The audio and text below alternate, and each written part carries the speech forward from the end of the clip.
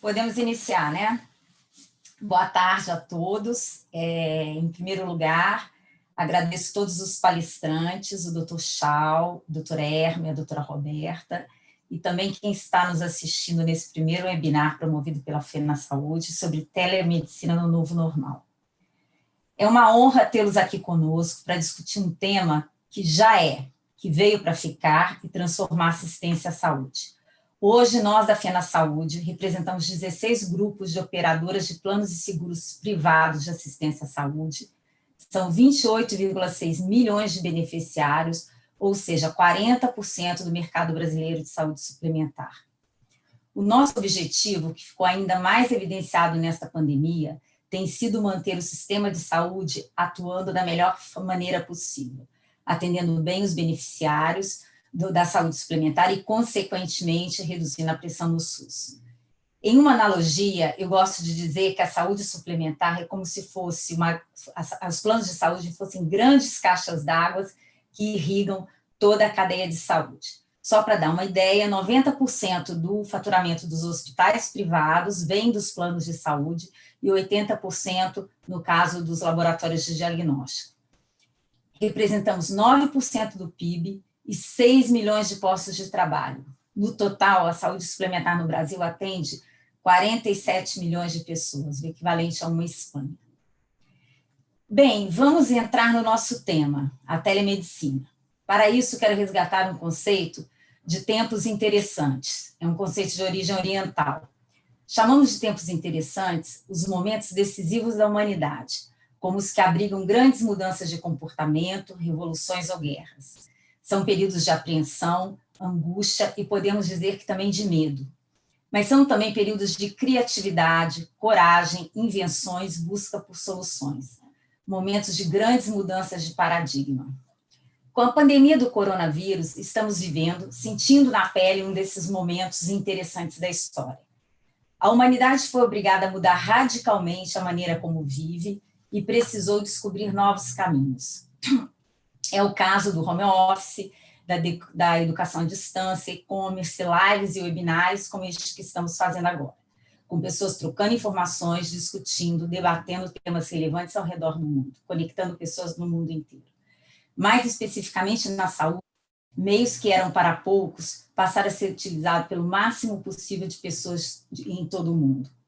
No nosso setor, essa revolução, fruto dos tempos interessantes, está acontecendo com a consolidação da telemedicina, ou de forma mais urgente da telesaúde. A telemedicina representa o encontro de duas ondas gigantescas, que envolvem completamente as nossas vidas. A primeira é a tecnologia em redes que vem alterando radicalmente o viver no mundo. Política, entretenimento, comunicação, da área, todos transformados e lançados num novo paradigma, mais conectado, rápido, horizontal, com menos intermediários. A outra onda, tão inesperada, de maneira que o passado recente hoje parece tão distante, foi a própria Covid-19, que acelerou o processo de convivência à distância. Desse encontro de tecnologia e pandemia, a saída para o setor de saúde passou a avançar na telemedicina. A tecnologia já estava disponível, faltava o evento desencadeador, no nosso caso foi a pandemia. No Brasil, regulamentações que estavam paradas por quase 2 décadas tiveram que ser subitamente alteradas, aprovadas e sancionadas para um período excepcional. Empresas como as do setor de saúde suplementar tiveram que se adaptar em semanas, o equivalente a anos. Em suas múltiplas facetas, como teleconsulta, teletriagem, telediagnóstico, entre outras, a telemedicina torna-se uma realidade pela imposição dos tempos. Veio para ficar, é irreversível. Cabe agora a todos os envolvidos agir para que a telemedicina seja aplicada da melhor maneira possível, para o bem dos pacientes e dos profissionais de saúde. Respeitados parâmetros como confidencialidade, privacidade, integridade e autenticidade, a telemedicina virá como aliada dos serviços de saúde convencionais. Serve para ampliar o que já temos, não para reduzir. Em um país desigual e de dimensões continentais como o Brasil, vários benefícios se descortinam com a telemedicina. Ampliar o acesso, reduzir as desigualdades na assistência à saúde, poupar tempo, reduzir custos, promover maior prevenção e diminuir a demanda sobre atendimento hospitalar. Em suma, permite levarmos mais saúde a mais pessoas a custos mais baixos. Bem, a telemedicina, ela remonta dos anos 60, planejada para os astronautas e regiões remotas em guerra. Mas mesmo passado meio século, podemos dizer que no Brasil estamos ainda numa primeira fase. Muito temos a avançar. Atualmente, aplicamos a telemedicina em caráter precário do ponto de vista normativo, já que a lei federal que trata do assunto diz que a modalidade só foi permitida de forma excepcional e temporária e em caráter emergencial durante a pandemia.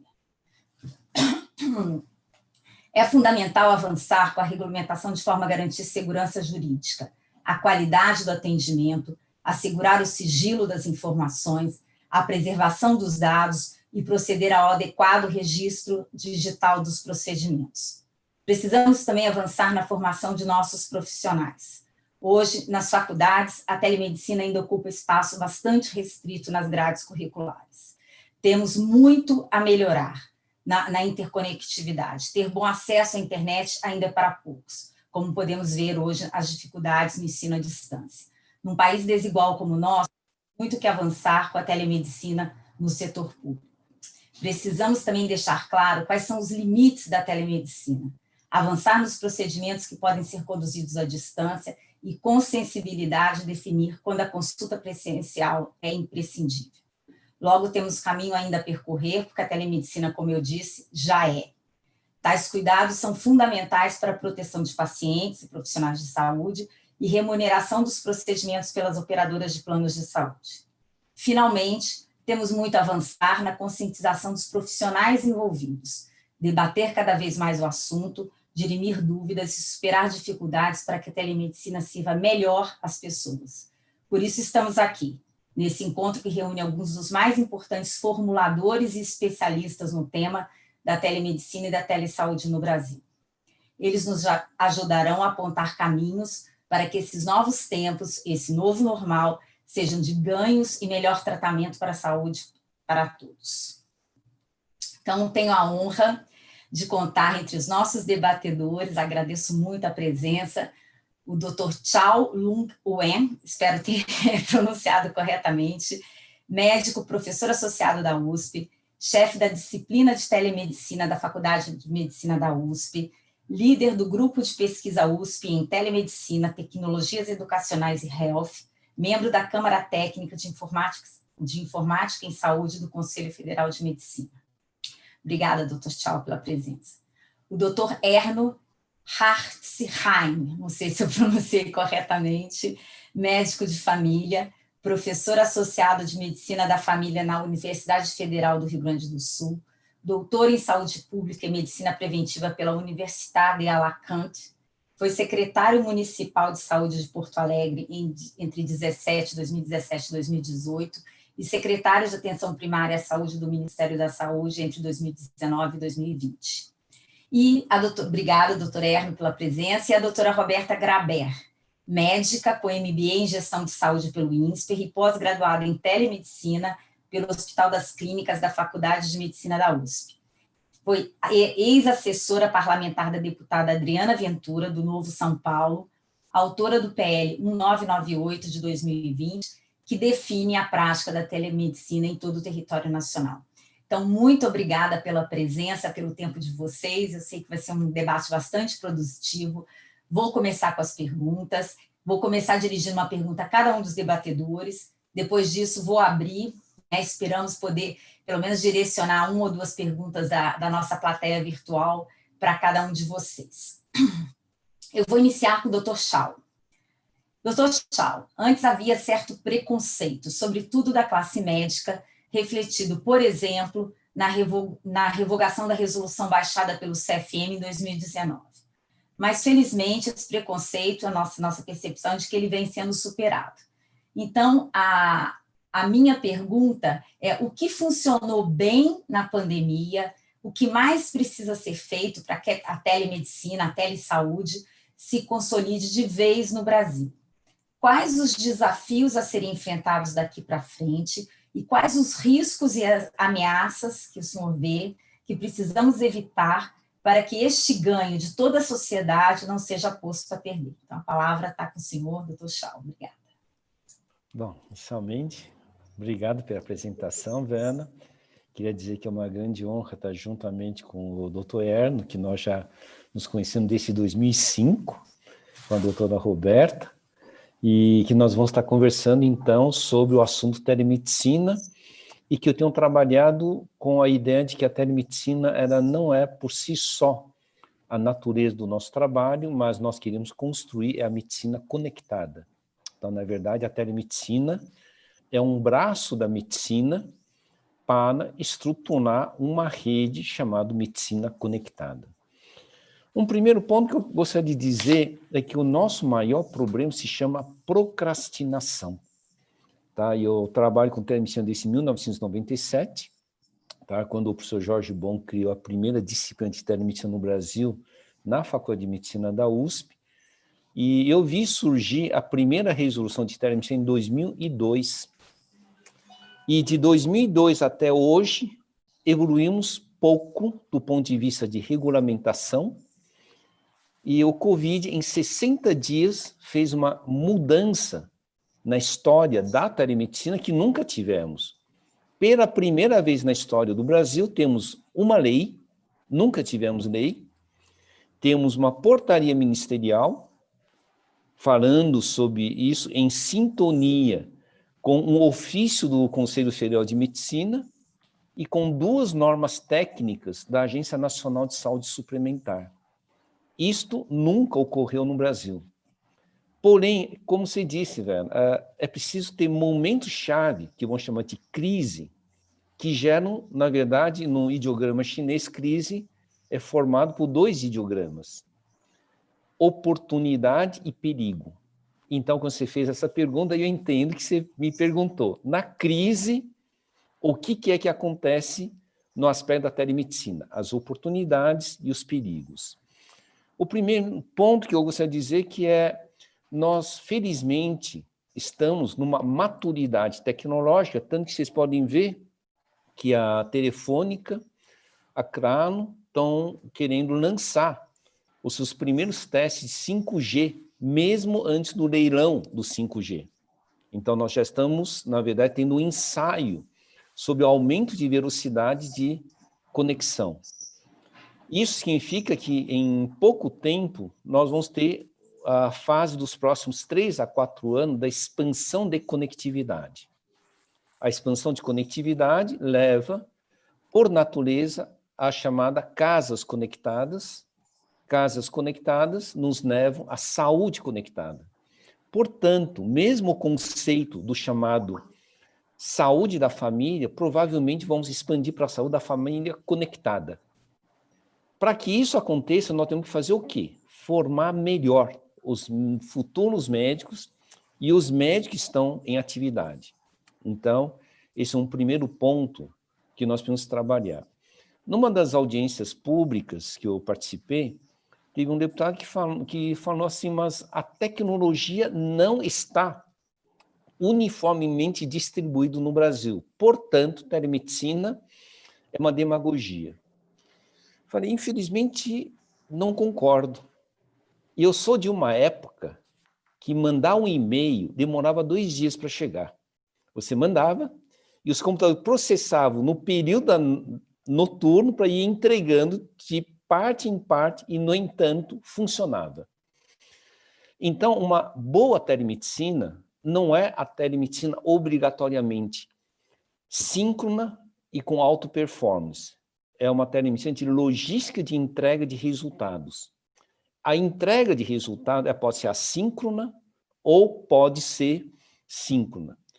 Eu sou de uma época, em 2004, 2005, quando eu e o professor Creinaldo Costa, que hoje ele é o reitor da UEA, nós fizemos a primeira transmissão para a cidade de Parintins. Naquela época, Civan tinha 64K. Solicitamos para derrubar toda a rede do Civan e concentrar tudo para a cidade de Parintins, porque nós estamos transmitindo uma educação da Faculdade de Medicina da USP para a cidade de Parintins. Isso foi em 2005, e, no entanto, funcionou. Estou falando de 64K. Então, quem trabalha em telemedicina não fica refém da tecnologia. Explora o máximo possível da tecnologia disponível, adequando a resultados positivos que leva a um benefício. Isso sim é a telemedicina, tá? Tanto que hoje eu não sou muito a favor do chamado telemedicina serviços, porque a telemedicina serviços não leva a uma cadeia funcional. Hoje eu trabalho muito em outros conceitos. Telemedicina de logística em saúde, telemedicina de cuidados integrados e telemedicina organizacional. Se nós não trabalharmos dessa forma e ainda levarmos para uma acreditação e certificação, nós vamos estar patinando com os velhos conceitos de telemedicina de 2007, 2010, 2015. Não, temos que evoluir, portanto, nós temos que evoluir para a telemedicina de logística, telemedicina organizacional com um princípio de acreditação de qualidade de serviço.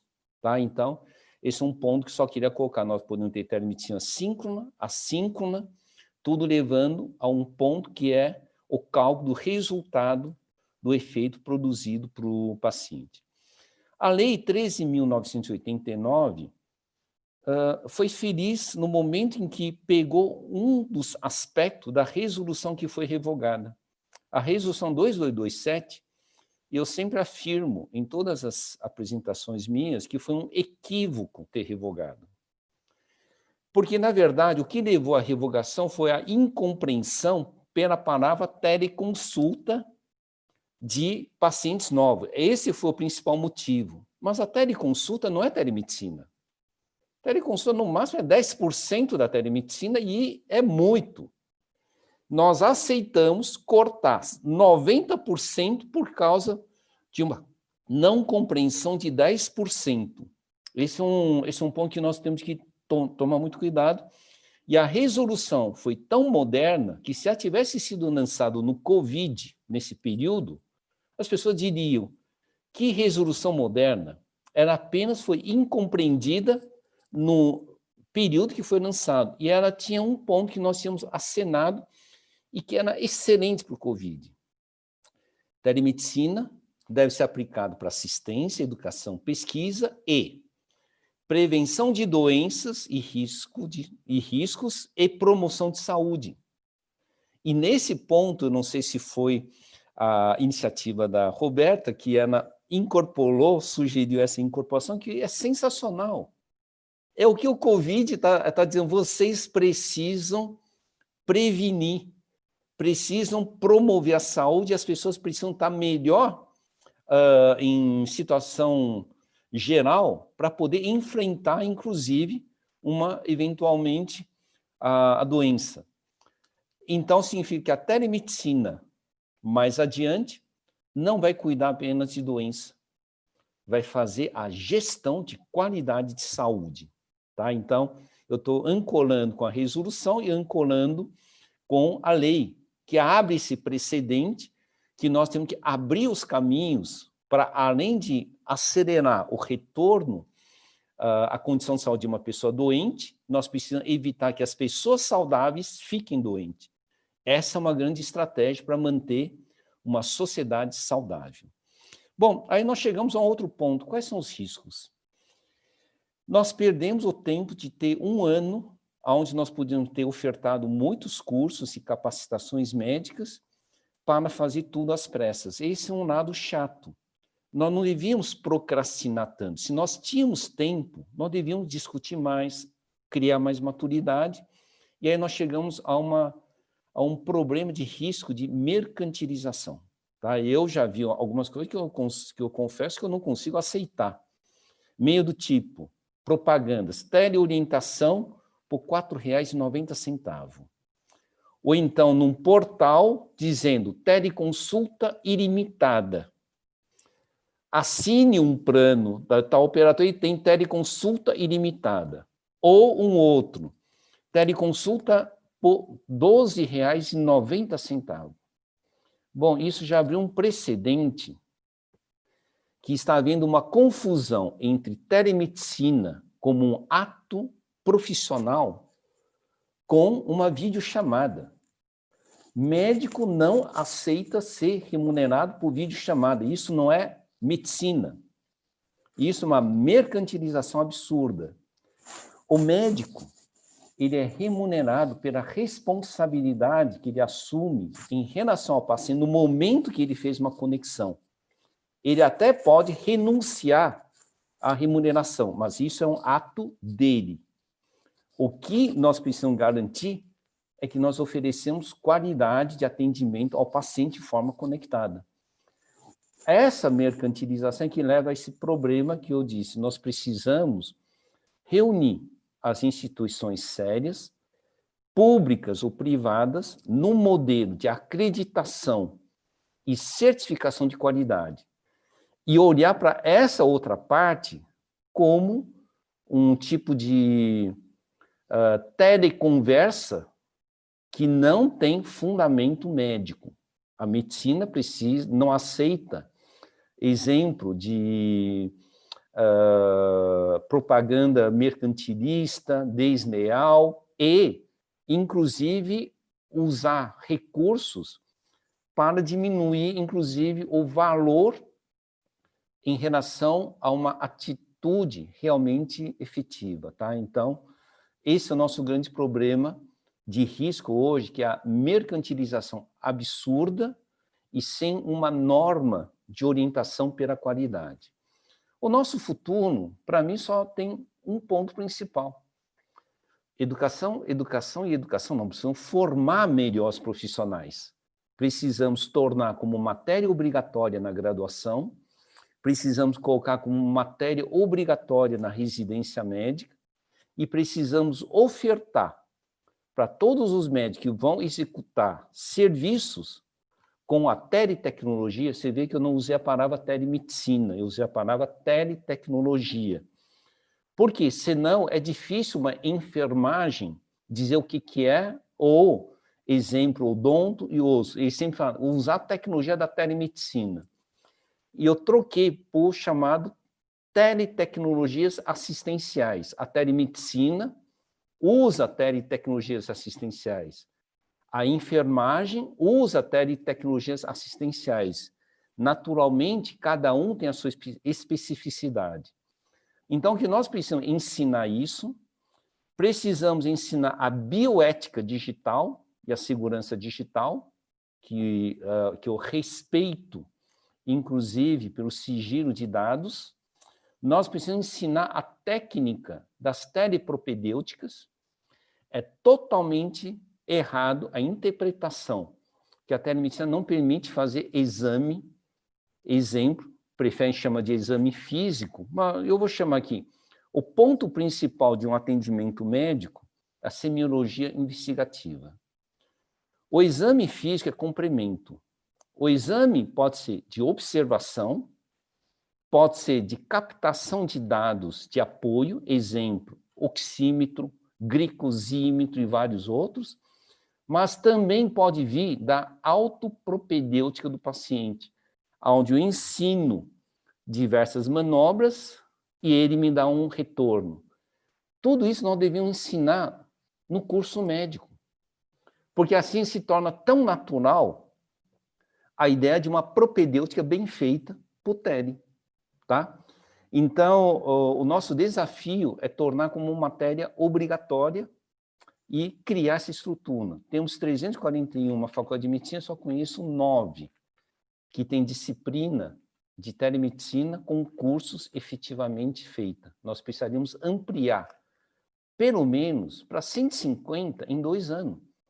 Senão, nós vamos continuar com esse processo.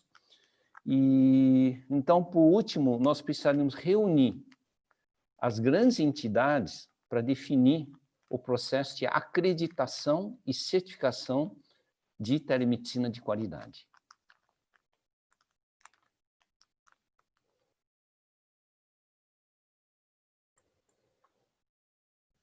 Vena?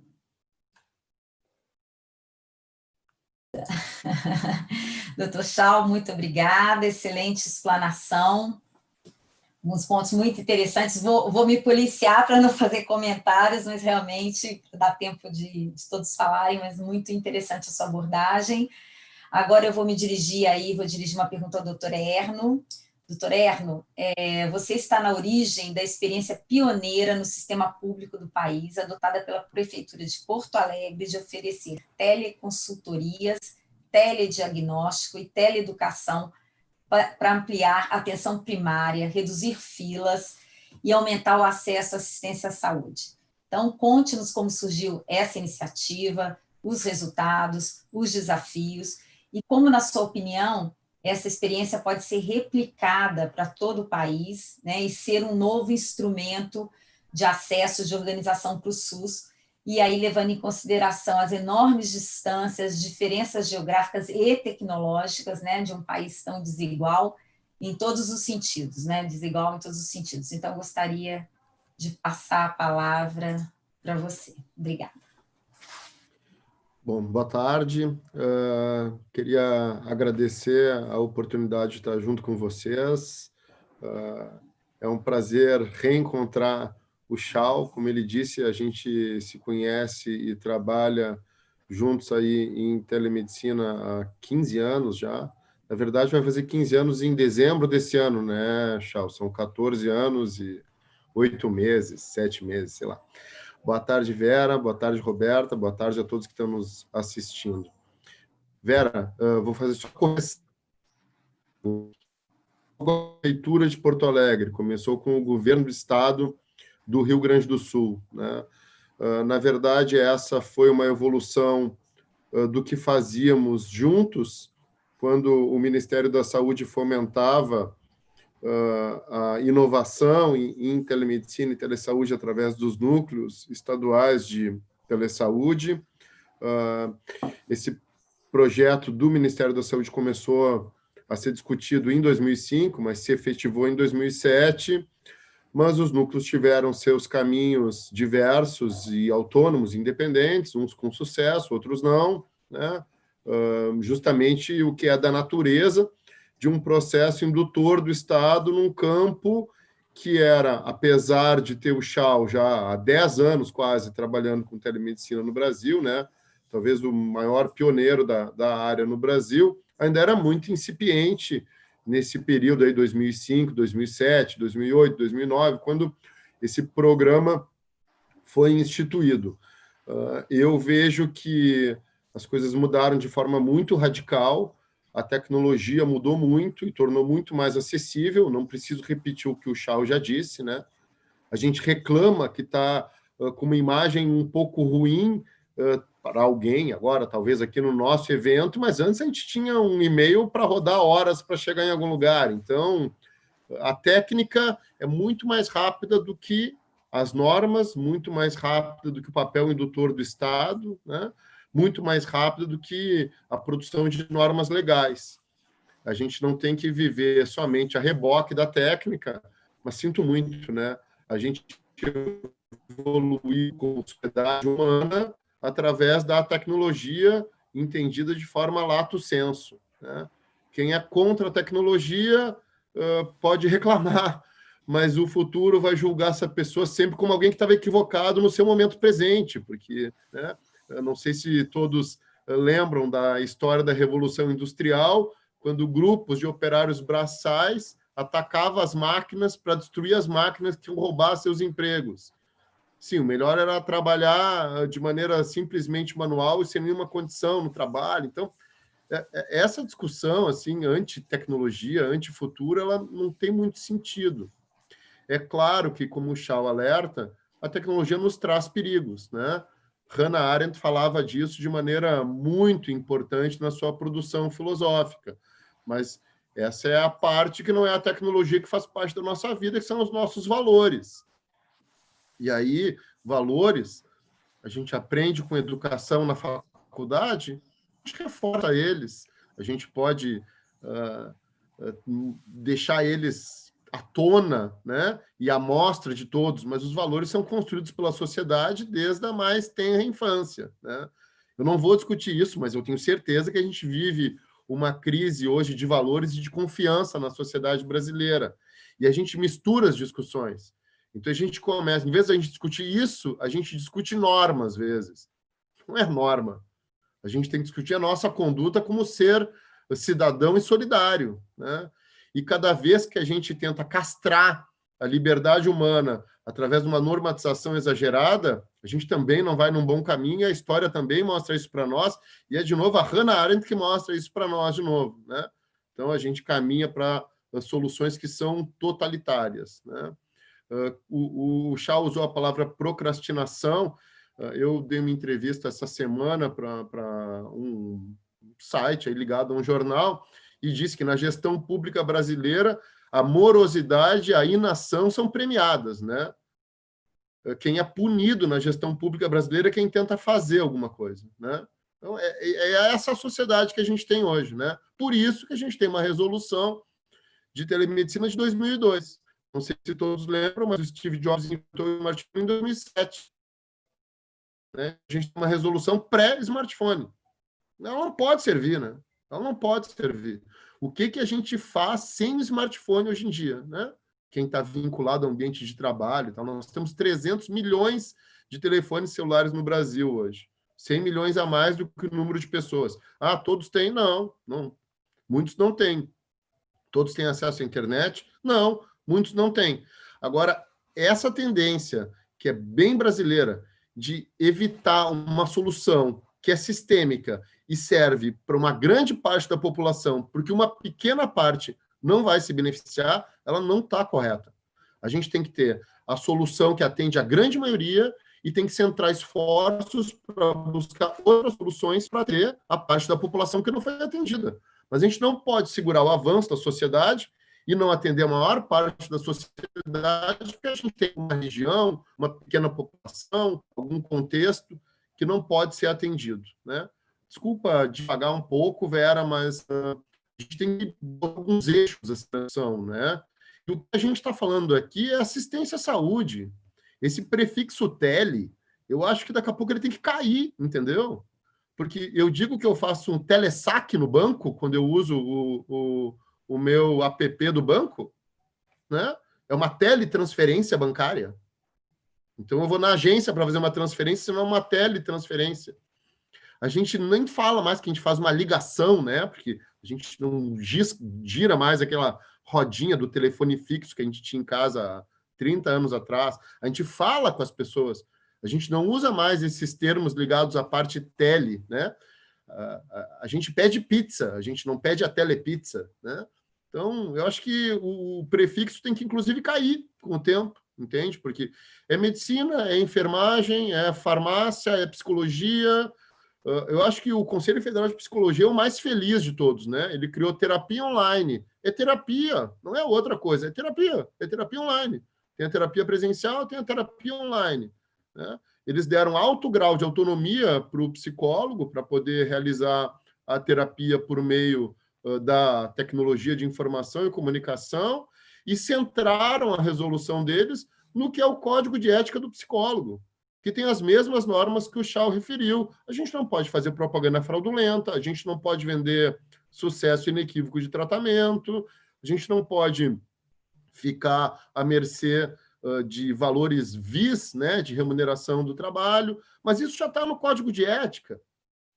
O código de ética diz que a gente tem autonomia até onde vai a nossa responsabilidade. Se eu acho que eu posso fazer uma consulta médica através da tecnologia com uma pessoa e eu, na minha responsabilidade, acho que com as ferramentas que eu tenho à disposição eu não preciso de uma consulta presencial, é a minha responsabilidade, a minha autonomia que definiram isso, né? Regras que definam isso, a gente pode ter diretrizes, mas regras que definam quem pode, quem não pode, quando pode, não pode, a gente vai estar sempre com a regra velha, porque a técnica vai avançar, a gente vai ter avançado até na realização de mais abordagem de exame físico, ou como queira chamar, das pessoas através da tecnologia, e vai estar com uma regra anterior, né? Mas vamos ao que fizemos aqui no Rio Grande do Sul. A gente aliou dois processos, o processo de discutir casos clínicos com médicos de atenção primária, por médicos de atenção primária e por outros especialistas médicos, com a regulação clínica. O que é a regulação no sistema público? São as listas de espera por procedimentos, encaminhamentos, consultas, internações, cirurgias, que tem no sistema público e também tem no sistema privado e tem em todo mundo. Ter lista de espera em saúde não é um problema, né? Não é um problema. O problema é ter uma lista de espera que não seja inteligente, porque tem pessoas que podem aguardar por um procedimento e não vão ter nenhum dano à sua saúde por isso. Outras não podem. Então, se a lista é inteligente, ela consegue ordenar de maneira correta essa espera, desde que a oferta não seja muito exígua, e conseguir ofertar no tempo correto a intervenção para todos que precisam. O que acontece no modelo de regulação do SUS no Brasil? Ele é muito, muito administrativo e pouco clínico. Eu digo isso há muitos anos. O problema que a gente tem numa certa crise do setor saúde passa pela qualidade assistencial. Não adianta a gente discutir outras coisas se a gente não discute a qualidade da clínica, né? Então, a gente tem listas de espera para uma especialidade específica, sei lá, vamos usar uma qualquer, pneumologia, com muitas pessoas ali colocadas que poderiam ter facilmente seu problema resolvido na atenção primária. O que a gente fez? A gente criou protocolos de encaminhamento, o que não deixa de ser uma tecnologia que não existe nos livros de medicina, porque ela depende dos contextos, em que a gente trouxe todo o conhecimento clínico de cada doença e determinou que critérios exigiriam uma consulta com o especialista daquela área e que critérios seriam de prioridade para cada caso. Então, com isso, médicos faziam a regulação clínica dessa lista e ordenavam de forma inteligente os pacientes. Os pacientes que já ficavam classificados como que exigiam uma consulta presencial, recebiam ela de maneira bastante rápida, porque essa regulação atravessava a fila, não esperava a fila cair na caixa de trabalho do regulador, como acontece na maioria das centrais de regulação do país, e os outros, que não atendiam esses critérios, realizavam a teleconsultoria com esses mesmos profissionais, um profissional médico com outro profissional médico. As listas de espera caíram em 60%, 70%, 80% em seu tamanho, chegam a ficar num tamanho adequado com a oferta, com um tempo de espera em torno de 30, 60 dias, para as consultas não urgentes. As consultas, né, urgentes ou mais prioritárias são atendidas em pouquíssimos dias de forma presencial.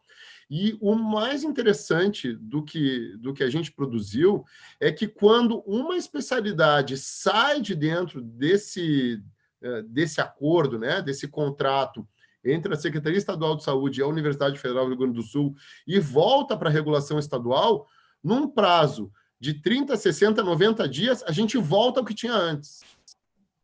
Então, a gente acaba tendo um ensaio cruzado não comparado, né? A gente tem uma lista enorme, mal regulada, a gente bota ela num processo que ali é regulação clínica e telemedicina, a gente ajusta esse processo, as pessoas passam a ser melhor atendidas por seus médicos com suporte de outros colegas, e quando a gente devolve isso para o modelo anterior, isso volta a ter a mesma característica anterior de longas listas de espera não bem ordenadas.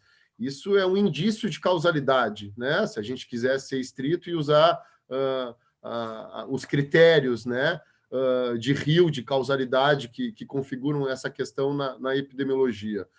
Isso foi muito importante, porque trouxe a possibilidade das pessoas consultarem num tempo muito menor.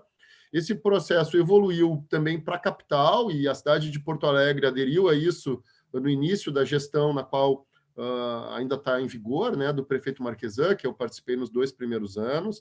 Nós tínhamos 90 mil pessoas na lista de espera por consultas em Porto Alegre, crescendo cerca de 2, 3 mil pessoas a cada mês. Então, o futuro era 100 mil em 3, 4 meses, 110 mil em mais 3, 4 meses, e aí vai, né? Após cerca de 1 ano e meio, 2 anos, estávamos com 40 mil pessoas nessa lista de espera. Grande parte dela era na ortopedia, tem muitas pessoas que dizem que a ortopedia não é uma especialidade muito vulnerável à telemedicina, o que eu não concordo, né? Tudo depende do método que se utiliza. A lista de espera de ortopedia caiu drasticamente, também houve oferta maior de consultas em ortopedia, mas as soluções elas têm que ser sistêmicas. A gente não está fazendo telemedicina, a gente está fazendo uma intervenção sistêmica no sistema de saúde, usando também telemedicina, usando regulação clínica, usando oferta e demanda, né? Fazendo educação continuada com os profissionais, criando protocolos clínicos. Nada funciona de forma isolada. Há quanto tempo a gente fala de protocolos clínicos? Todos nós sabemos que fazer um protocolo e distribuir ele para os profissionais e não fazer, dá no mesmo. Não é a construção de um protocolo que faça com que ele seja implantado. A gente precisa de várias intervenções para que um protocolo invada a prática assistencial e passe a ser realmente utilizado.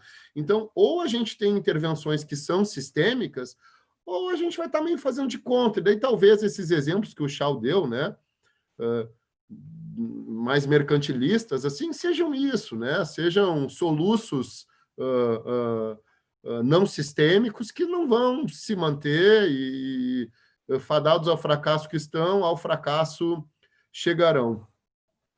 Então, acho que era isso, Vera, sigo aí à disposição de vocês. Obrigada, doutor Erno, excelente, e assim, é muito importante dar essa perspectiva, até gostei da sugestão de tirar o tele, né? O que nós estamos fazendo é essa intervenção sistêmica, otimizando recursos, organizando assistência, e é muito bom o relato da experiência no SUS, porque às vezes a gente percebe um equívoco, né? De achar que isso é algo que serve para a saúde privada, para a saúde suplementar, e não, ao contrário, é muito importante no SUS, com todas as suas dificuldades, para fazer essa intervenção sistêmica, para fazer essa organização da assistência. Agora eu gostaria de passar uma pergunta para a doutora Roberta. Doutora Roberta, a deputada federal Adriana Ventura, do Partido Novo São Paulo, a qual você assessorou, apresentou um projeto de lei 998 de 2020 que autoriza e define a prática da telemedicina em todo o território nacional. Eu gostaria que você descrevesse esse projeto de forma breve para nós, pois ele é muito importante para os próximos passos da telemedicina. Adicionalmente, muitos consideram que a legislação sobre o tema deve ser mais abrangente e geral possível, um marco legal que não seja muito detalhado, mas ofereça a segurança jurídica, sem se ater em detalhes que possam inviabilizar o desenvolvimento da telemedicina no país.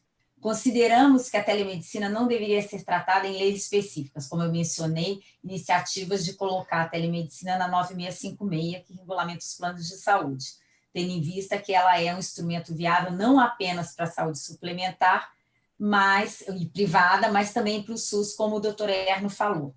Então, eu queria ouvir a sua percepção disso, como você vê esse marco legal, essa sua experiência de atuar como assessora parlamentar e dentro dessa discussão desse marco legislativo, esse marco legal que nós consideramos muito importante para o novo normal.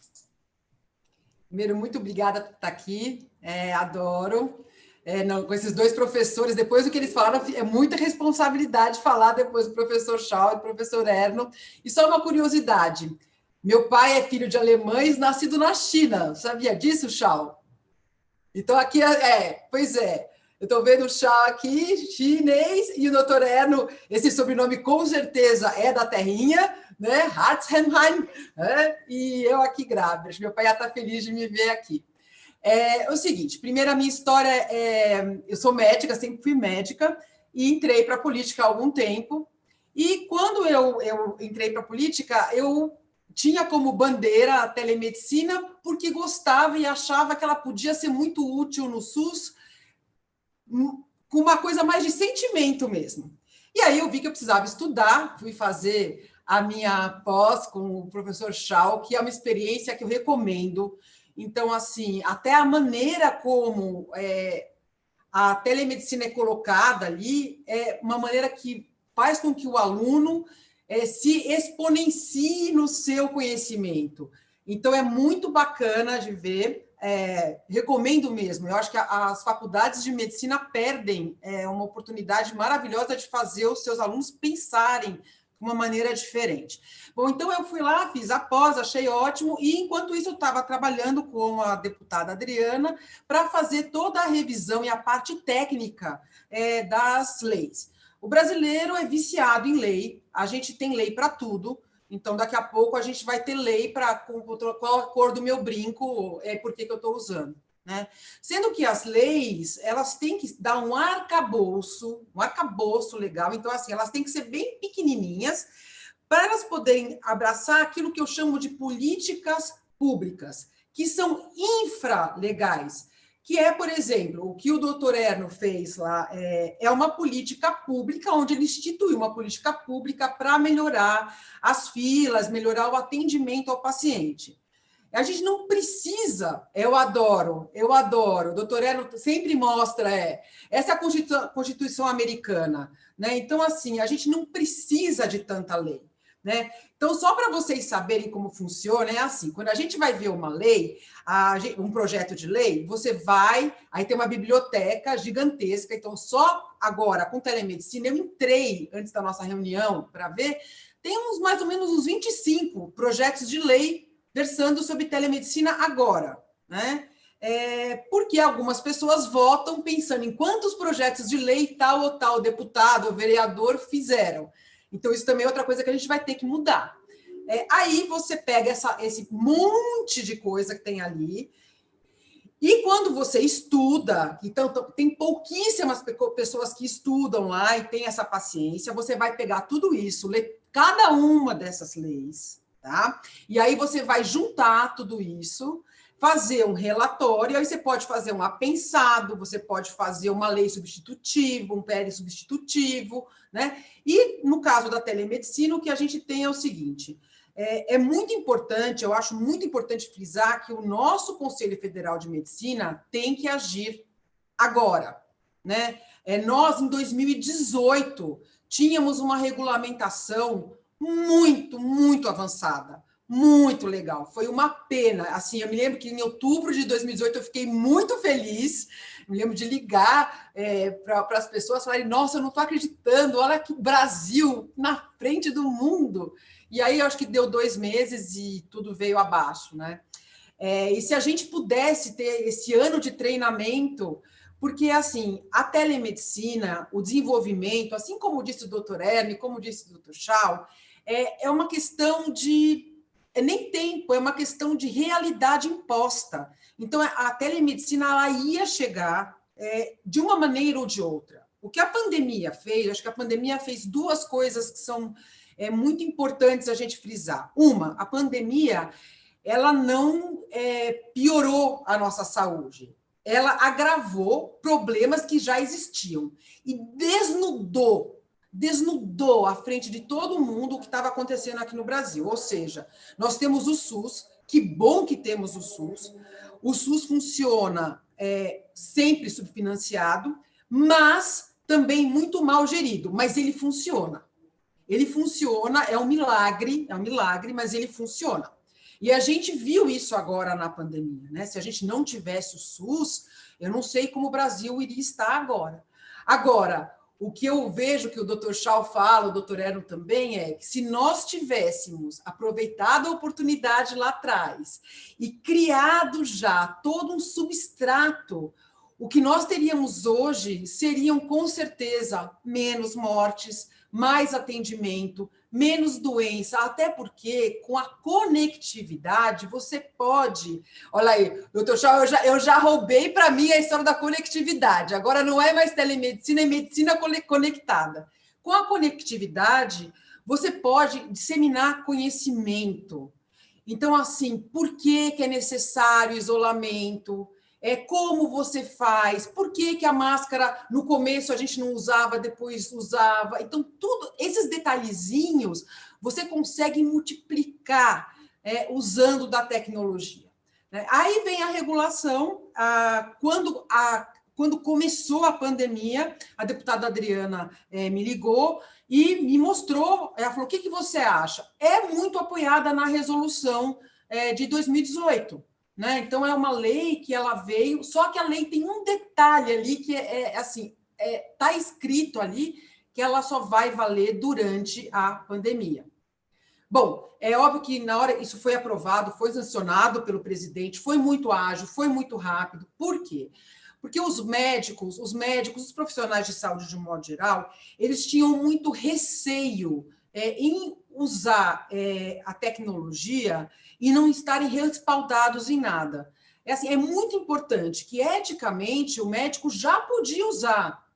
Não tem problema, você pode ofertar para o seu paciente o que é melhor. Isso é uma decisão do médico, né? Tanto é que me perguntaram outro dia num outro fórum. Ai, Roberta, mas como é que eu cobro a consulta de telemedicina? Eu falei, como você cobra a sua consulta? Né? Em alguns países, como o Canadá, por exemplo, a teleconsulta é um pouquinho mais cara. O médico recebe um pouco mais. Por quê? Porque lá o governo entende que com essa teleconsulta ele está gerando uma economia para o sistema. Mas isso é uma questão do Canadá. Então, aqui no Brasil, o médico pode cobrar o que ele quiser, né? Só que é muito difícil, quando você fala isso para um profissional, ele fala assim, mas que lei você tem para isso? Porque o nosso CFM está em 2002, né? E aí você tem, realmente, quando a Adriana colocou, a deputada fez essa lei, ela colocou as pessoas mais à vontade para poderem acessar e fazerem telemedicina. Algumas coisas que o Dr. Schall falou, com certeza, então, a preocupação dos profissionais de saúde é muito serem substituídos. E nessa ânsia de serem substituídos, isso não existe, porque você precisa sempre de um profissional de saúde até para poder decifrar a tecnologia, né? Então, esse profissional de saúde, com esse medo todo, ele acaba esquecendo que quando tem esse anúncio que o Dr. Schall falou aí da consulta por R$50, não, é 50 centavos, né? Não sei, 2 centavos, 3. O médico que está atrás, ou o profissional de saúde que está atrás da câmera, ele é o responsável integral por aquele atendimento. Isso é muito importante. Porque a pessoa vai pagar R$10 para a companhia, só que o responsável pela consulta é o CRM individual daquele médico, né? E isso é uma discussão. Se a gente quiser mudar isso, a gente vai ter que falar isso lá com o nosso conselho depois. Mas isso é assim que funciona. Então, a gente tem que tomar muito cuidado também para que o médico não ache que porque ele tem uma lei ali atrás, né, que ele está livre e que ele pode fazer o que ele quiser. Não! Né? Você continua ligado ao seu CFM, é isso que regulamenta a sua profissão. Né? Então, às vezes a pessoa diz, não, porque eu estou ganhando R$10, tem lá a lei que eu posso atender por telemedicina. Não, quem regula isso aí é a sua profissão, seu CRM. Então, eu acho que eu expliquei direito o que é uma lei, então o que a gente quer, né? De 2018 para cá, eu falei até para vocês isso, eu mudei um pouco a minha posição, porque você chega lá com a ideia de fazer leis, e hoje em dia eu penso assim, não, vamos fazer o menos lei possível, então uma coisa bem enxuta, que a gente precise mexer daqui a um século, tá? Como é a nossa Constituição nos Estados Unidos, né? Deixa a lei bem enxutinha e vamos deixar para as organizações supra-congresso para que elas façam. No caso da telemedicina, no caso da medicina conectada, você tem que pensar que cada especialidade vai ter uma peculiaridade, inclusive na telepropedêutica, né? Acho que a cada especialidade cabe dizer o que é. Agora, imagina se a gente for esperar ter uma lei lá em cima, no governo, que vá dar conta da peculiaridade de cada especialidade. A gente não vai fechar esse ciclo nunca. E se a gente não tomar postura nessa hora, e nessa hora eu realmente aqui, eu faço, se tiver alguém do CFM aí, eu faço um pedido a vocês. Tomem a frente dessa ação. Tomem a frente dessa ação e participem da confecção da lei. Né? Então, quando a gente faz uma audiência pública, o que a gente vê como o doutor Chau falou, você tem lá a pessoa que vai perguntar para o Chau uma pergunta que ele já veio pronta antes da audiência, e ele com certeza não escutou a resposta do professor Chau. Porque o que está sendo feito ali não é a audiência pública, ela não é para esclarecer a uma grande maioria de quem quer ouvir, não, ela é simplesmente uma hipocrisia, porque é uma reunião onde você chama especialistas da maior qualidade, com a maior boa vontade, para falarem para quem não quer escutar. Então, a gente tem que pedir escuta, e quem pede escuta, de novo, é educação, né? É preparar o público, né? E no caso do público aqui, eu diria que são as associações médicas, as associações de profissionais de saúde, de enfermagem, né? Preparar esse público para participarem dessas audiências públicas e, assim, poderem criar um repertório crítico em relação a isso. Bom, então a gente tem agora, o que aconteceu? Então a gente tem essa lei que está aprovada, né? A pandemia, pelo jeito, não tem data para acabar, provavelmente a gente só vai decretar o final dessa pandemia a hora em que a gente tiver uma vacina ou mais de uma vacina. E mais uma coisa, né? Uma vacina que seja adequada, né? A gente também tem que parar com essa ideia de achar as coisas milagrosas, né? No Brasil a gente tem uma lei aqui, só assim, a gente tem uma lei, não sei se vocês sabem, a gente tem uma lei para um remédio, né? Um remédio de cura do câncer, eu não lembro nem mais o nome, mas a gente tem uma lei de um remédio totalmente absurdo, e isso é uma lei.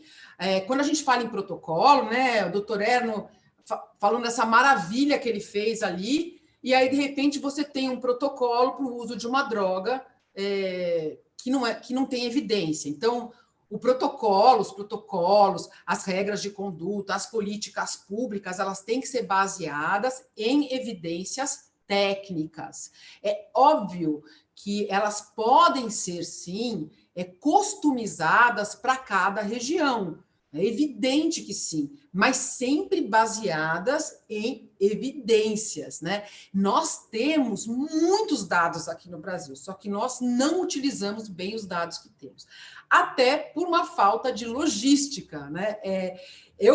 A minha tese vai ser com o professor Chau na logística, porque eu acho que este é o futuro mesmo, né? O futuro a gente vai ter um grande sistema. E quando a gente fala em um grande sistema, até o nome, né? O SUS, gente, o SUS é um grande sistema. Então, se tem algum lugar onde conexão faz muita lógica, o uso de tecnologia faz muita lógica, é o nosso Sistema Único de Saúde. Então, assim, você achar que telemedicina, medicina conectada, é algo só para saúde suplementar, chega a ser primário, é um erro de raciocínio. Pelo contrário, Alguém colocou aqui para mim, ó, a fosfoetanolamina. Alguém colocou aqui para mim no chat. É o nome da droga. Então, eu, na verdade, entrei na política para isso, fiquei lá um ano, vendo todas as leis que tinham algum tipo de relação em saúde, acabei vendo as outras também. Gente, eles não votam nada que preste. Então, a gente tem lá, as comissões, elas ficam horas votando coisas que vocês não têm noção, detalhes, e enquanto isso a gente está aqui fora com o mundo se acabando. Então, de novo, eu acho que agora a gente está tramitando já, da autoria da Adriana também, uma resolução muito simples, na verdade dizendo, muito simplesmente, né? Teleconsulta, telemedicina e tal, e deixando para que os conselhos regulem o resto. Então, o que tem lá agora, a gente já tem um novo PL em curso. PL é projeto de lei, tá? Então, como é que funciona? O projeto de lei, ele vem da Câmara dos Deputados, passa por uma comissão, aí o presidente da Câmara tem que escolher, entendam bem, não é que é votado não, viu? Ele escolhe o que ele quer. É presidencialismo mesmo ali, né? Ele escolhe o que ele quer votar, aí isto é votado, né, na Câmara, sendo aprovado na Câmara, aí vai para o Senado, pode ter outras mudanças e volta. Então, a gente tem que ter muito cuidado, inclusive, quando for tramitar um PL, para que ele seja o PL original que a gente quis, né? Só dando um exemplo, eles fizeram exatamente isso com aquele PL corrupção, né? Ele chega de uma forma, ele foi constituído de uma forma, quando ele sai da Câmara para o Senado, ele já voltou completamente deturpado. Então, nós temos que tomar cuidado, porque é a nossa saúde, é a saúde do nosso povo que está em risco quando a gente fala em uma regulamentação muito estrita, né? Eu costumo falar que eu acho que quando a gente fala em telemedicina, a gente está falando de medicina. Então, para regulamentar a consulta ou atendimento, você não precisa de mais nenhuma regra. A gente já tem um CFM, um CRM, um código de ética duríssimo, principalmente para o profissional médico, não é um código de ética leniente, é bem feito, e a gente não precisa de mais nada. O que a gente precisa, sim, olhar com atenção é o meio. Então, a gente precisa ver qual é o meio adequado e como a gente vai preparar o paciente e o profissional que está atrás da câmera, né? Então, ele precisa ter uma aula de telepropedêutica, ele tem que saber que ele tem que olhar no olho da pessoa, como que eu faço para ver a respiração, será que eu preciso um oxímetro? Será que eu não posso pedir um oxímetro para a pessoa? Aí eu vejo, ela vai... Mas eu tenho que olhar, porque às vezes eu tenho uma taquipneia, que a pessoa está assim, e se você olhar o peito dela, né, arfando, você já vai desconfiar. Então, tem algumas técnicas, né, de telepropedêutica, que é um pouquinho diferente da propedêutica, que a gente aprende lá na faculdade. O meio. Então, por exemplo... Eu posso fazer uma consulta por WhatsApp? Eu acho que é melhor não. Por quê?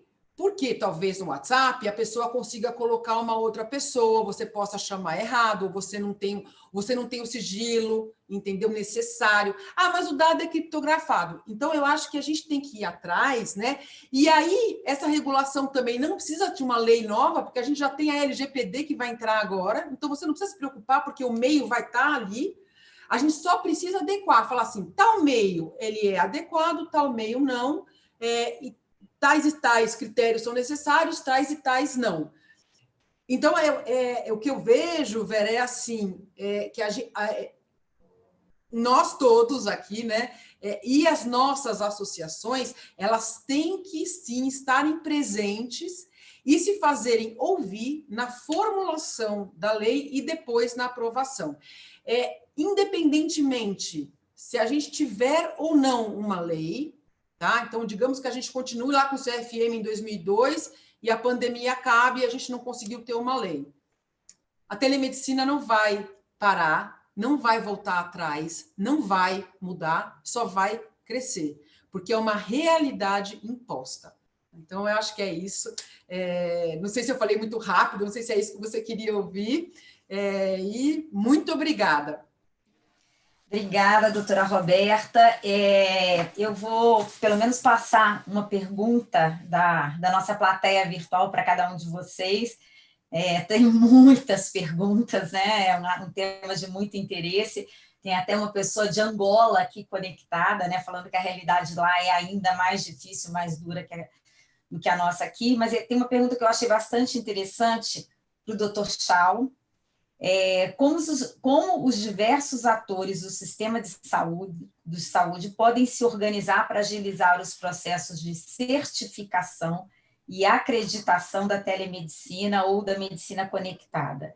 Veja a telemedicina como sendo, vou emendar na pergunta, como sendo inevitável, no entanto, não consigo visualizar, no caso de teleconsultas, principalmente no caso de primeira vez, né? Essa questão da primeira vez surgiu em várias perguntas. Como fechar um diagnóstico sem examinar o paciente? Poderemos, com isso, estar aumentando os pedidos de exames complementares? Poderíamos estar correndo o risco de tratarmos o exame e não o paciente? Penso que seja um risco jogarmos a responsabilidade em cima do paciente de uma autoavaliação e uma interpretação para a qual ele não está preparado. Então, assim, foi, na verdade, mais de uma pergunta numa pergunta só. Doutor Chau, obrigada. Bom, a primeira coisa é que a palavra teleconsulta é uma expressão muito ampla. É preciso especificar o que é teleconsulta. Acaba misturando um telemonitoramento com a palavra teleconsulta, né?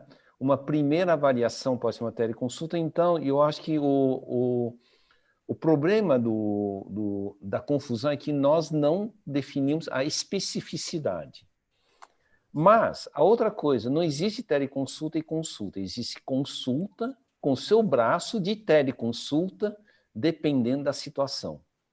A outra vem aquele ponto. As pessoas me perguntam, mas, Chau, teleconsulta, eu não consigo palpar. Eu não tenho um exame físico. E, para os críticos, eu chego e respondo. E quem diz que eu preciso sempre palpar? E aí eles me perguntam, por que não? Se eu sou um psiquiatra, você acha que eu vou fazer um exame físico de palpatório? Claro que não. É mais observação. A telepsiquiatria, assim como a telepsicologia, não tem nada a ver com palpação. Talvez a oftalmo também tem pouco a ver com palpação. E talvez a dermatologia, em 70% das situações, não tem palpação. Tanto que em 2005 eu formei o primeiro teledermatologista do país, doutorado, em 2005, aonde nós fizemos uma coisa chamada matriciamento do processo de, digamos, de uma avaliação diagnóstica. Então, a primeira coisa que eu só queria dizer, a teleconsulta, ela precisa depender da situação e da especialidade. É por isso que eu, inclusive, tenho estimulado que a sociedade de especialidades se pronunciem, falem muito mais, coloquem o que são os aspectos seguros e os aspectos que precisam ser aprimorados. Então, a cardiologia será diferente da dermato, que será diferente da psiquiatria, que será diferente dos outros. Então, primeiro que nós temos que aceitar as coisas heterogêneas, aonde nós estimulamos que cada uma das sociedades busquem a sua excelência, né? Então, esse é um primeiro ponto. Outras pessoas dizem, teleconsulta desumaniza. Depende. A humanização é ampliada. A pior forma de desumanizar é não oferecer nada. Essa é a pior das desumanizações, né? A segunda, o aumento de eficiência é humanizar. Mas aí eu fui um pouco mais além. Vocês já pensaram que a telemedicina consegue uma coisa que a consulta convencional não consegue? Me prove. É o seguinte, na consulta, quando o paciente vem até o meu consultório, eu só enxergo a realidade dele dentro do meu consultório. Mas se eu faço uma teleconsulta, eu posso conhecer o ambiente da moradia dele. Já pensaram nisso, que inclusive na teleconsulta eu posso fazer uma teleavaliação ambiental para compor o meu raciocínio investigativo? Fantástico! Eu criei um outro modelo. E é isso que nós precisamos ensinar, que não existe o confronto, existe a somação. Tá? Então, inclusive, a palavra humanização precisa ser repensada e não simplesmente criar um conceito prévio. Eu gostei muito do que a Roberta falou, que em Canadá, a teleconsulta até um valor a mais. O errado, talvez, é minimizar a consulta e pagar menos. O médico precisa ter tempo para raciocínio investigativo clínico. Senão, ele só tem um jeito, pedir mais exames. Mas a cadeia da jornada do cuidado fica muito mais caro. Então, o profissional precisa ser valorizado e precisa do seu tempo, mas nem só do tempo. Precisa de resultado. Ele precisa ser cativante e criar uma empatia, uma conexão com o paciente para que o paciente confie no que ele prescreve, na conduta dele. Então, nós não estamos, inclusive na área médica, preocupados somente com o diagnóstico. Nós estamos preocupados em conduzir a recuperação de alguém a partir do diagnóstico e da conduta terapêutica. E aí que chega o ponto. Quem tem que fazer o show? O médico. Por que tem que fazer o show? Ele tem que criar toda essa cadeia da empatia, a confiança e todo esse processo. Se a primeira consulta, e eu vou dizer, pois, um pediatra, Pode ser que um pediatra diga, olha, eu até consigo, mas eu quero criar antes o meu vínculo com a criança e o meu vínculo com os pais. Ele está, na verdade, tomando uma boa decisão. Então, o que nós não devemos discutir é, na verdade, a regra se pode ou não pode. Nós temos que discutir é o que é a construção de um vínculo forte entre o profissional com o paciente. E existirá momentos diferentes.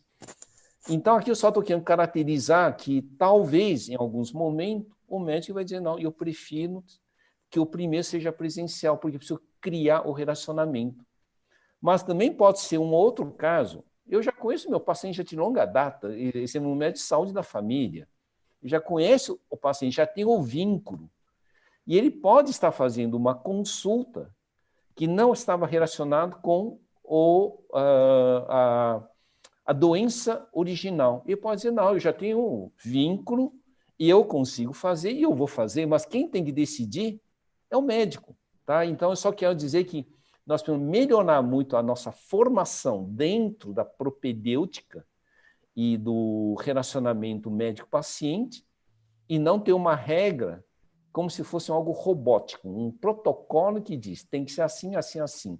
Isso não é bom. Tá? Então, só respondendo da teleconsulta, haverá momentos que talvez não haja necessidade e que nós podemos, na verdade, usar uma outra forma, e se a teleconsulta não for de boa qualidade, nós pecaremos em exagero de exames complementares e procedimentos desnecessários, e isso aumenta a cadeia de custo, e aí vai um apelo para que todo mundo pense com uma forma bem reflexiva de que nós temos que valorizar os profissionais que fazem a semiologia e o raciocínio adequado. E todas as instituições que querem levar a sério não fazem apenas promova a teleconsulta, mas você tem que criar grupos de reuniões clínicas de todos os que fazem a teleconsulta para fazer um aprimoramento em serviço, criar padrões, criar repositório de acervo, de bibliotecas de evidência científica. Isso sim, estamos caminhando para uma boa telemedicina, e é aí que eu falei de certificação. A certificação e a acreditação. Você, como instituição, oferece biblioteca digital de relevância, você oferece para o seu grupo, que faz o atendimento, reuniões clínicas periódicas para fazer, eventualmente, compartilhamento de experiência e padronização, e assim por diante. Então, esse Covid nos fez uma coisa interessante. O webinar serve. O webinar serve para essa homogeneização. Obrigada, doutor Schau. Eu queria dirigir uma pergunta ainda rapidamente, que a gente está caminhando para o final, mas eu queria, assim, brevemente, passar uma para o doutor Herme e, na sequência, para a doutora Roberta. Doutor Herme, um dos maiores desafios do gestor público na saúde é ampliar a prevenção. A velha história é cuidar da saúde e não da doença. O Brasil tem um programa muito bem concebido, mas apenas parcialmente executado, que é o Saúde da Família. Na sua passagem recente pelo Ministério da Saúde, você propôs e estava começando a implantar um novo modelo de financiamento da atenção primária, o Previne Brasil. Dentro do que estamos discutindo aqui, qual papel imagina que a telemedicina pode desempenhar para ampliar a atenção primária no país? Na mesma linha, já que o financiamento está subjacente a qualquer política de saúde, qual o papel da telemedicina para diminuir custos, sobretudo no setor público, e atenuar as desigualdades sociais e regionais no acesso à assistência à saúde no nosso país? Vera, a mudança de financiamento que a gente fez transformou um modelo de financiamento que não tinha nenhuma mudança central desde 1997, tá? Quando o Serra se tornou ministro, ele efetivou a implantação do PAB fixo e PAB variável, que distribuía, né, alocava recursos para os municípios com uma base per capita. Aquilo foi super importante para o desenvolvimento e aumento de cobertura da saúde da família, mas como qualquer intervenção no sistema de saúde, ela não é eterna. Os sistemas de saúde, eles mudam de acordo com a mudança do processo de adoecimento, da mudança cultural da sociedade, da mudança tecnológica. Os sistemas universais de saúde da Europa, eles sofrem reformas a cada 4, 5 anos, né? Não nos seus princípios, mas nas suas diretrizes, na sua forma de organização e na sua forma de financiamento. Que, afinal de contas, o que manda numa reforma são duas coisas: é a forma como tu financia e a forma como tu avalia. E aí tu tem que oferecer um novo método, mas é que nem protocolo, oferecer só um novo método, não mudar o financiamento, não mudar a avaliação, vai ficar a ver navios, não vai haver mudança, né? Então, a gente tirou essa maneira de financiar, que era uma maneira de oferta, se pagava por existir equipe, não importa o que acontecia. A equipe existe, ela recebe. Se ela trabalha bem, ela recebe. Se ela trabalha mal, ela recebe. Se ela trabalha pouco, ela recebe. Se ela trabalha muito, ela recebe. E isso acabou representando um déficit de entrega para a população. Então, são 3 grandes eixos: é o eixo da captação, pagar por responsabilidade populacional, que rege todos os sistemas universais de saúde do mundo. O Brasil conseguiu discutir isso como um risco à universalidade. Beleza, então, todos os sistemas universais europeus que pagam por captação, tampouco são universais, né? Não tem nem cabimento a essa discussão. O outro componente era um componente de pagamento por desempenho, focado num número bem restrito de indicadores, os indicadores principais ligados aos principais agravos da população brasileira, estão medidos com base no sistema de informação da atenção primária, que existe no Brasil, né? Então, não era um preenchimento no documento especial para ser avaliado. Tu está sendo avaliado no dia a dia, porque tudo que tu faz está no sistema e é aquilo que vai ser medido depois, né? E um eixo de incentivos a algumas ações específicas de promoção, prevenção, algumas tipologias específicas de equipe, justamente para atender essas questões heterogêneas do Brasil, recursos a mais para a região amazônica, para uma região que atende uma população quilombola, e por aí vai, e 2 componentes novos super importantes nesse eixo de incentivos: a informatização das equipes com uso de prontuário eletrônico e um incentivo financeiro para a formação em residência médica, de medicina de família, de enfermagem e de odontologia, para formar recursos humanos melhores e, como disse o Shaw, né, trabalhar com educação e não só formar, mas reformar os profissionais, né? Hoje nós temos 26 mil das 46 mil equipes de saúde da família do Brasil usando prontuário eletrônico. Então, o SUS não tem internet, o SUS não tem sistema. São 60% delas com prontuário eletrônico. Esse número é absurdo de positivo. Mas tem 20 mil que não tem. Tem 20 mil que não tem. Mas justamente pela Covid iniciou um processo do Ministério de Ciência e Tecnologia, junto com o Ministério da Saúde, para colocar uma banda de internet para mais, pelo menos, 10 mil unidades de saúde da família, que representam mais do que 10 mil equipes, e a gente deve chegar aí a 38, 39 mil equipes com sistema e com prontuário eletrônico. Esse número é excelente. A gente tem que centrar fogo nas outras 6, 7, 8 mil que vão ficar de fora e talvez num prazo curto de tempo todas já estejam, né, conectadas, como disse o Shaw, e a informação de maior qualidade. A gente tem vários desses indicadores de desempenho, desses incentivos financeiros da parte dos programas ligados à questão de prevenção e promoção. Mas prevenção e promoção também tem que ter evidência. Fazer algo que é bonito, porque isso é promover a saúde, mas não tem evidência nenhuma que funciona, não adianta. Fazer um rastreamento equivocado, não adianta. Aí eu tenho uma aluna de doutorado que terminou sua tese, avaliou a prática de 6 mil médicos de saúde da família de todas as regiões do Brasil. É uma amostra bem considerável, né, em termos de pesquisa. E a gente avaliou várias coisas, mas avaliou mamografia e citopatológico de colo uterino. A cada 2 pedidos, um estava equivocado.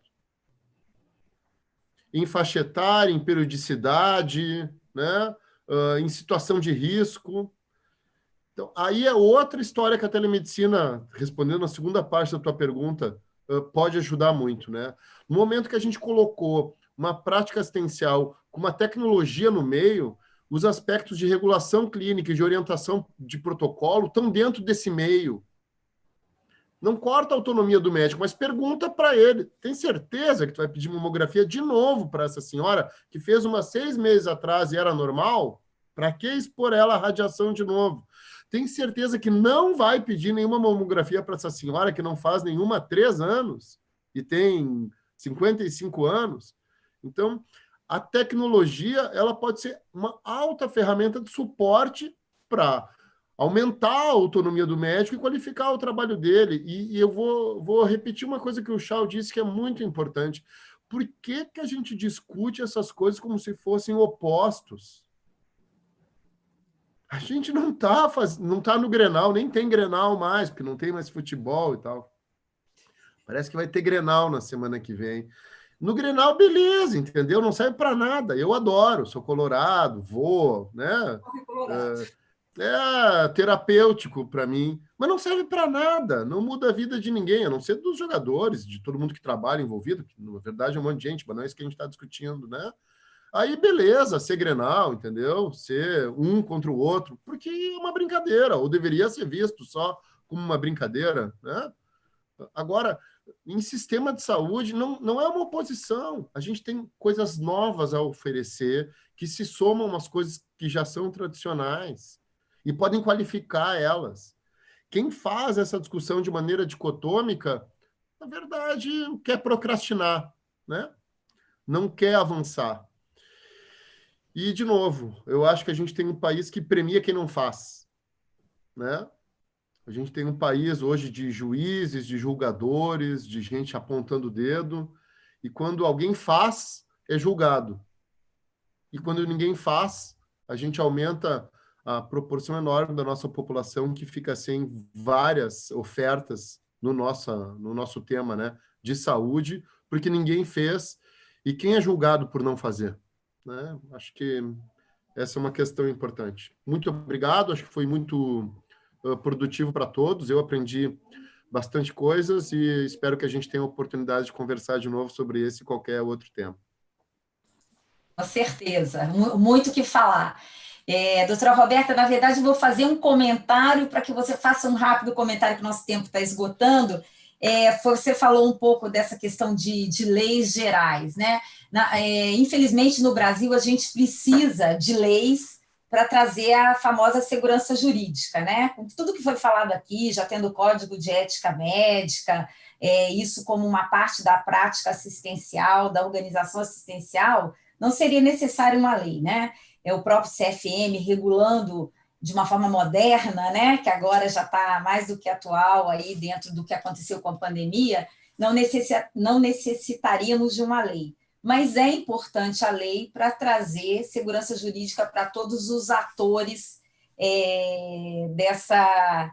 da telemedicina. Então, assim, o novo, como ele se propõe, né, aí ele está encabeçando esse projeto de lei, o relator também é do partido, como você vê essa discussão de realmente levar para a lei o que é essencial para que a lei traga segurança jurídica e defender que determinados pontos estejam no infralegal, justamente para que eles se modernizem com o passar do tempo.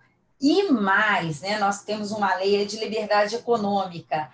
Parte do que a gente discutiu tem que estar em contratos, né? Então, eu acho que lei não fala de tabela de remuneração, lei não fala... mesmo a questão da primeira consulta, acho que ela não tem que estar em lei, ela não tem que estar em resolução, é uma decisão do médico na situação. Você imagina se existisse a proibição da primeira consulta, em plena pandemia, você fazia o quê? Aí não usava telemedicina porque é proibido pelo CFM. Então, assim, o desafio agora é com o aprendizado, que foi acelerado aí em anos, em poucos meses, eu acho que brigarmos, quem tem esse bom senso e essa boa vontade, né, liderar, no caso a deputada Adriana Ventura, uma lei que seja geral, que seja viabilizadora, deixar para o infralegal aspectos que são importantes serem regulados, mas pensando em deixar nos contratos, nas relações, parte dessa discussão, para que realmente isso avance com modernidade, avance trazendo benefícios do acesso. Então, eu queria o seu comentário bem rápido, a gente tem 4 minutos para terminar e a gente ter chance de fazer um fechamento. Eu vou começar pelo final. Na verdade, acho que a gente parte de um país que tem uma crise de confiança muito grande e, sem dúvida nenhuma, uma das coisas que a conectividade pode ajudar também é criar confiança. Então, quanto aos contratos, o Brasil não cumpre contratos, não é assim. E na saúde é uma coisa gritante. Quando você trabalha, eu já trabalhei em todos os sentidos. Então, assim, na saúde, simplesmente não há nenhum tipo de respeito ao contrato. Então, assim, o contratante é sempre o malvado, quem está contratando não sabe o que ler, e o juiz sempre vai dizer que como fala, privilégio de vida, risco de morte, e não adianta. Isso é assim, é muito difícil. A gente tem as liminares no setor público, né? Porque a gente tem lá que saúde é um direito, né? Para todo mundo e tudo para todo mundo. Então, quando chega lá na última instância, o juiz pode até tentar, na primeira instância, barrar alguma coisa, na última instância, chega na nossa Constituição, onde é tudo para todo mundo. Então, você quer uma droga que custa 10 milhões para uma pessoa, e você vai deixar 10 milhões para não tratar do hipertenso.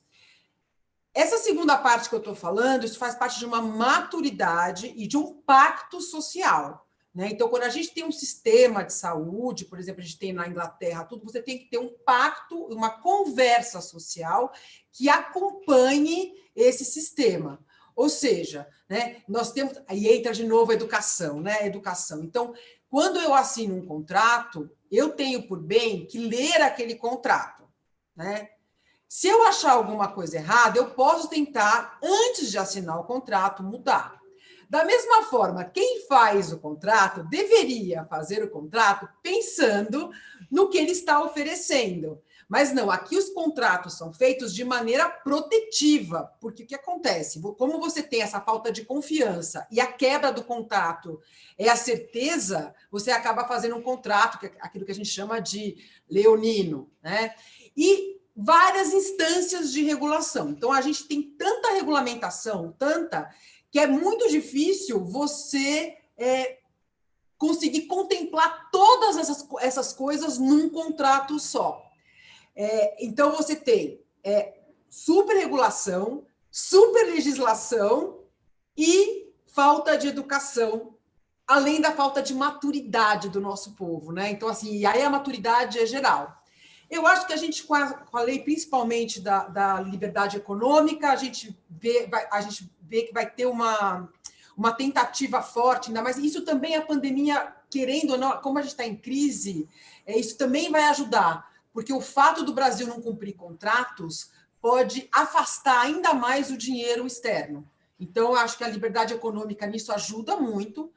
Para a saúde suplementar, a questão dos contratos, eu acho que agora vai ser um pouco mais, como eu vou dizer, um pouco mais, os contratos vão ser um pouco mais cumpridos, o que faz com que todo o sistema conectado também tenha mais confiança, porque você tem uma desconfiança, né, Vera, entre todos os entes. Então, por exemplo, você tem a saúde suplementar, uma companhia concorrendo com a outra, em tudo, até nisso. Então, você fala, não, nisso aí a gente tem que ser conciso, né? A gente tem que lutar para que todos os contratos sejam bem feitos, eles sejam contemplados e eles contemplem aquilo que a gente quer oferecer, né? E tirar da cabeça das pessoas que, por exemplo, a saúde suplementar, ela vai ter lucro com saúde, e tá ok. Ela não precisa ter lucro espoliando, e nem é essa a ideia dela. Da mesma forma em que o SUS tem sim que pensar em quanto custa cada terapia, né? Ele pode até pensar, talvez, num dia desses, a ter superávit, a hora que a gente começar a fazer muita prevenção, eu rezo para esse dia, né? E mudar a cabeça da gente que, por exemplo, você não gasta com saúde, você investe em saúde, né? E eu acho que é isso que tem que estar na lei. Então, eu acho que é o contrário. Eu acho que a gente tem que ver o que a gente quer Então, nós, sociedade, temos que ver o que nós queremos e, a partir daí, a gente tem que ir lá naquele arcabouço de leis enorme que a gente tem e peneirar e fazer com que essa lei ela seja uma guarda-chuva de proteção. Então, ela é a última instância. Ah, tá bom, não, isso aqui está lá na lei. É a Constituição que o doutor Erno mostra aqui dos Estados Unidos.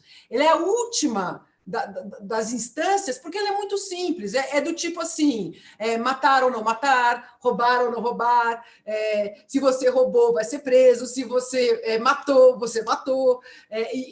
Aqui não, aqui é assim, não, matou, aí depois tem mais 5 leis, porque se você... Por exemplo, vou dar um exemplo para vocês. A lei de laqueadura do Brasil, não sei se vocês sabem, né? O marido precisa assinar, dando autorização para a mulher. Isso está na lei. Então, que essa lei da telemedicina não nos leve a isso. Na vasectomia, a mulher tem que assinar para o marido fazer.